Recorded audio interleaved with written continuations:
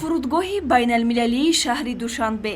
ҳаводорону дӯстдорони варзиш, намояндагони кумитаи кор бо ҷавонон ва варзиши назди ҳукумати ҷумҳурии Тоҷикистон, Федератсияи ҷудои кишвар ва варзишгарон баҳри истиқболи самимӣ аз барандаи нишони биринҷии мусобиқаи байналмилалии Гранд-слам Анталия Темур Раҳимов инҷо ҷамъ омаданд.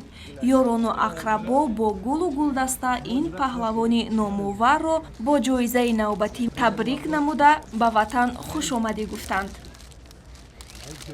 мусобиқа ба мусобиқа ки холҳои олимпӣ сар мешавад, мусобиқаҳо вазнинтар шудан мегирад.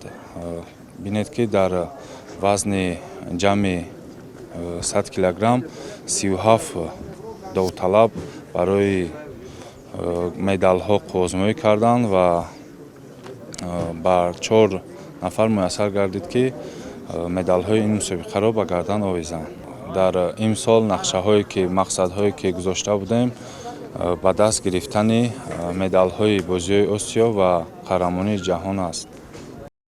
Темур Раҳимов дар Гранд-слами Анталия ҳарифи якум Грегор Прайор аз Иёлоти Муттаҳидаи Амрикоро шикаст дода дар даври сеюм бар Муҳаммад Умаров аз Амороти Муттаҳидаи Араб зафар ёфт.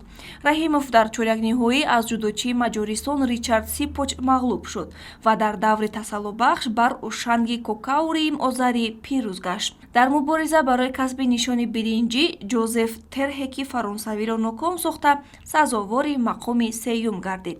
ёдовар мешавем ки дар корномаи Темур ин чорумин медал аз мусобиқаҳои Гранд-слам маҳсуб мешавад. бобои Темур Раҳимов низ барои истиқболи наберааш ба фурудгоҳ омада буд. ӯ ҳар як мусобиқаи ҷудоро тамошо карда доимо аз Темур интизори медал мешавад.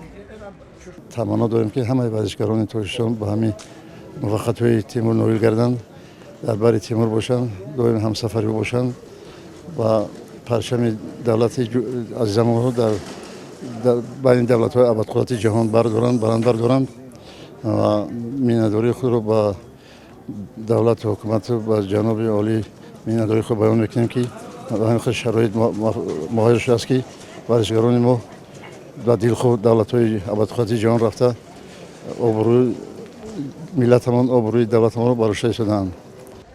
ҳамакнун Темур Раҳимов пас аз якчанд рӯзи танаффус боз ба татами баромада ба мусобиқаҳои навбатӣ омода мешавад.